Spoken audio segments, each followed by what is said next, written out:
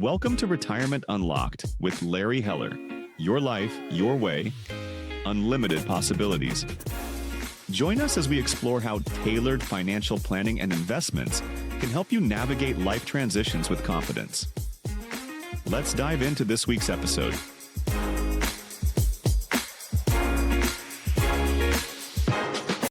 And welcome back to Retirement Unlocked with Larry Heller. Technology. It's transforming nearly every aspect of retirement, from how retirees manage their money and healthcare to where they live and how they stay connected. While these innovations create some new opportunities for convenience and flexibility, they also introduce some new risk that retirees need to understand. In this episode, Larry explores how technology is reshaping retirement and shares practical steps to help retirees take advantage of the benefits while protecting themselves from the potential pitfalls. Larry, good to be with you. How are you? I'm doing great, Bill. Good to see you again. It's great to see you. I like this one. All right, the retirement technology is the most double-edged sword thing I think I've ever seen in my entire life here. Yeah, I mean, when you kind of, think about retirement, you don't think about technology, but, technology has changed so much. It has impacted your retirement. So thought it would be good to kind of talk about it, see where it's kind of, how it's impacted, what are things you should be concerned about, what are the things you can take advantage of. So, because it's changed a lot than in the last 10, 20 years. No kidding. And yes, and it impacts so many different areas. It impacts how you communicate with your family, obviously with your cell phones. It impacts financial management. It impacts healthcare access, and I think that's even just the tip of the iceberg so far. It impacts your travel and your lifestyle access, and even your estate planning. So, so that your retirees can't just ignore technology. It's not just for younger generation. It's an essential part of successful retirement planning. Larry, what's funny is all of the things that you mentioned about what it impacts in terms of communication, financial management, healthcare access, travel and lifestyle, estate planning, those are all good things. Mm-hmm. There are lots of ways, especially with the communications part. Families are now better connected than they ever were before. Your access to healthcare is greater than it ever has been. So I see those things as real positives, and yet you want to talk about the risk. What are some of the risks that we're looking at? Yeah, so let's kind of talk about that, because that's big. These AI scams and cybersecurity risks are on the rise, and they are really targeting retirees. Not just retirees, but they really are targeting them through fake phone calls, voice cloning, fake emails. I'll give you a couple examples that we've seen happen. We've seen someone had their phone cloned. So they went on to their brokerage account and were trying to transfer money, and they did it in the middle of the night. So when they were trying to get access to codes that they needed, and they were successful, but nothing went through, unfortunately, and everything got reversed.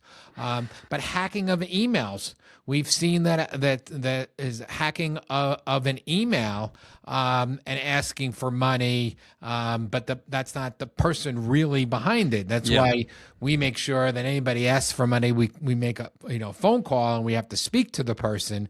But you got to be careful about that, of impersonating some other people. So those are a couple of them. But of course, there's others there. I mean, one that talking about internet and emails, that somebody was able to access an attorney escrow, and right before somebody was going to send a large deposit for a purchase of a home, they sent an email out saying that the account has changed. Whoa. And the person just said, yeah, that's probably fine. And yeah, the money went out. again, in this instance, the money came back. So they're getting really, really sophisticated. And of course, the scams about your child or the grandchild needs money that you've heard about, and they're targeting these these elderly, and it's becoming better, and they're becoming more sophisticated. They really, really are. I mean, I get emails sometimes. My wife gets them. She sends me a thing going, "Is this real?" And they've gotten really sophisticated with this stuff, and you do need to be pretty careful in terms of what you look at and what you believe. It's pretty difficult, honestly, Larry. Right, and now I'm hearing that they're able to do AI with your voice and a video, and you're going to think it's somebody else, but it really isn't that. So I think it's even going to get worse going forward, and how to protect against this is even going to be more difficult. Well, how do we guard against that? Okay, so one, you need to verify requests through a second source. And again, if you can always reach out specifically to somebody. If you think somebody's not real, you can just, if it's hang up and dial somebody else along those lines, using multi-factor authentication. That's another way. Big word. Big word. Yep. And then, using your credits, freezing your credit appropriate. Yes, it's a little bit of a pain when you need it because you have to unfreeze the credit. And if you really want to do it well, there's 3 different credit reports that you need to freeze. But this prevents anyone from, taking out a line of credit in your name and really creating havoc to yourself. And of course, keeping passwords secure. I mean, how many people don't have security on their passwords? There are services out there that you can purchase to even give you some more security on that. And then, really talk about the scam prevention with your family members, especially your elder family members. I mean, we have some clients where they're at the point that the children have taken over the bill paying, so they can't be scammed out of this. Or there are third-party services that are, highly qualified to be able to do that, all to prevent, some of the scams for people as they become older. Yeah, that is true, and it's pretty scary. It's amazing. But, you mentioned a couple of things that have been impacted. One of the things that I can, that came to mind immediately was the telemedicine and the future of healthcare. I would imagine a lot of that is pretty cool. I bet there's a lot of things there. I know now I can contact a doctor on the phone if I need to. Yeah, it's definitely becoming better. Contacting a doctor, sending requests through, through the computer, so not having to try to call and wait and go back and forth. But you mentioned, telehealth. I mean, that's a big thing. We're doing these podcasts here. I think just about everybody has had done a telehealth with their doctor, and they can see right across. And you see some of these commercials now out there really advertising that. True. So if you can't get somewhere. So I think that's only in the beginning stages, and it's going to even expand along those lines. So hopefully you'll be able to get faster access to specialists, reduce travel and wait time and convenience, and really help you manage an illness or a chronic illness. So it's becoming, more sophisticated, better, and we'll see where with technology in there takes you on this. And then there's some other things out there, like wearable technology, wearing a monitor to see what your health is there, or even your iPhone to be able to check your heart rates and do that. I think is approved by the American Medical Association. So there are some limits on there, but this is helping. And the big question out there is, could technology help retirees remain living independently longer rather than to have that?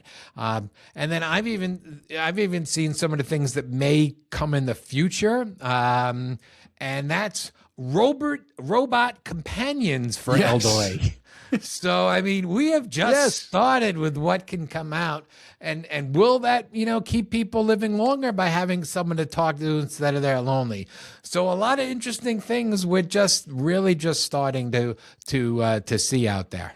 A robot thing really fascinates me. And I know a guy who is firmly, absolutely, resolutely convinced that robots, probably the first and primary impact that robots are going to have actually is in the senior care facilities in allowing people to potentially stay in their own home if they want to, because, a robot seems to offer crazy companions as being a benefit. It's amazing to me. It is really amazing what's going on. And then you talk about lifestyle choices, because now the technology allows us to make some decisions and what creates an expansion of opportunities and choices, doesn't it? Yeah, I mean, one of the things is, some of our clients, they don't live close to near their family. They've elected to retire somewhere, away from their children, or they have numerous children living in different areas, and they can't be everywhere. And they may have grandchildren. So, obviously FaceTime that's changed. That's changed. That we've in the past given as gifts some of these screens that have pictures, so the children can upload photos, and the next morning they're on your computer for you to view. So that's changing. So retirees can now maybe travel a little bit more, spend part of the year in different locations. So that's definitely helping, and of course. But like we said, that you can manage your health care from different locations. You don't have to be tied sometimes to a doctor. You can manage your finances from everywhere. So it's giving you a lot more flexibility to be at different places, in retirement.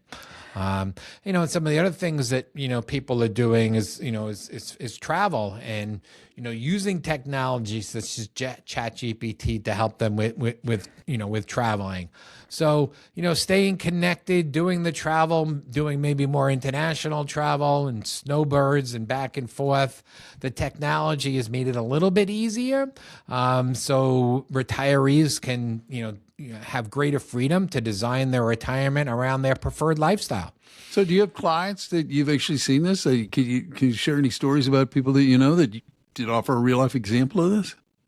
Yeah. So, like I said, we have numerous clients that are snowbirds, or they're in Florida or in some warm climate, and their children are elsewhere. And like I said, one of the things that we did for our clients when they had their first grandchildren, provide this technology so they can receive the pictures on a daily basis, and they love that. And the interesting part from a technology standpoint is the grandparents don't have to do anything; they just have to look.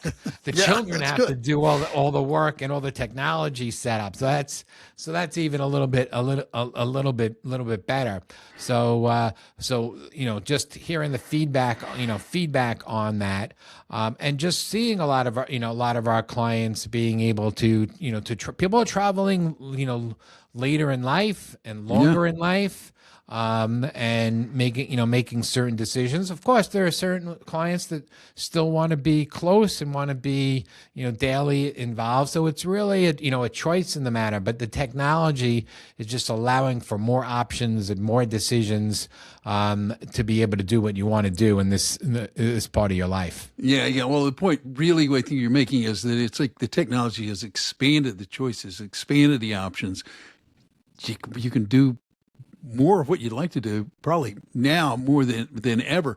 But one of the phrases that I've heard, Larry, is this phrase "digital assets." I'm not sure what it means, but can you talk a little bit about digital assets and how that affects folks that have retired?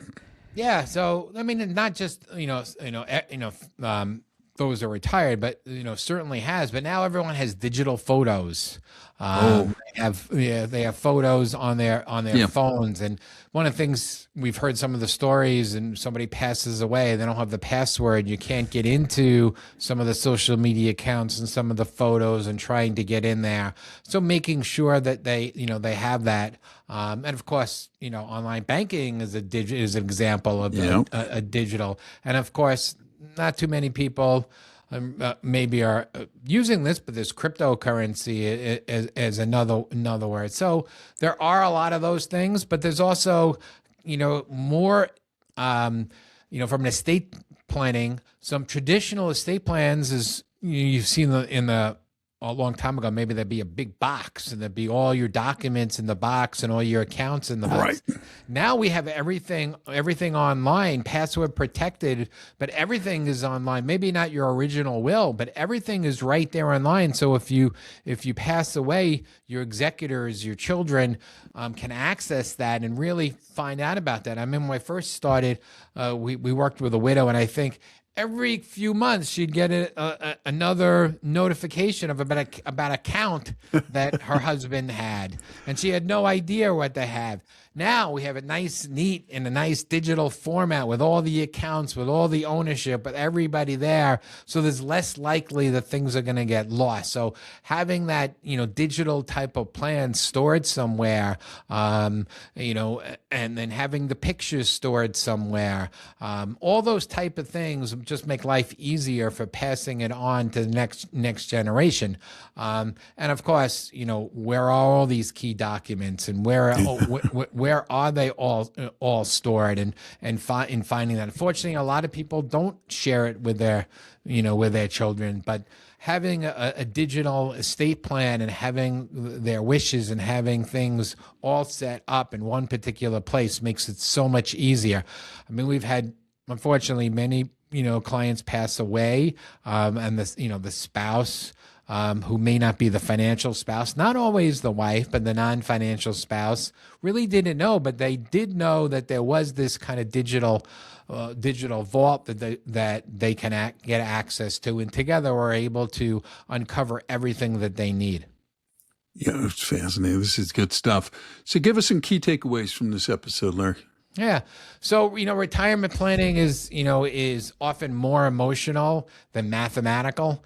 So, and fear and scarcity mindset can prevent retirees from fully enjoying retirement. So, the goal of retirement is not simply to die with the largest accounts balance. A good retirement plan should create confidence to spend responsibly and enjoy life. And technology is going to help in all these aspects, from healthcare to finances to travel to estate planning. Embracing it, not being scared of it, getting help with all this is going to improve your life. Hopefully, make you live longer, and preparing for the next generation. Yeah, live longer. And have a better quality of life. And I love it that you've emphasized, there's no point to having money if you're not using it to make yourself happy. You really can't spend it when you're gone. So absolutely. We say that all the time. It's so true, though. It is so true. All right. Well, thank you for listening to this episode of Retirement Unlocked. Technology, as Larry emphasized, is changing in ways that were unimaginable even a decade ago. It offers tremendous opportunities for convenience, flexibility, healthcare access, and financial management. At the same time, as a retiree, you should remain vigilant about cybersecurity, scams, and protecting your digital legacy.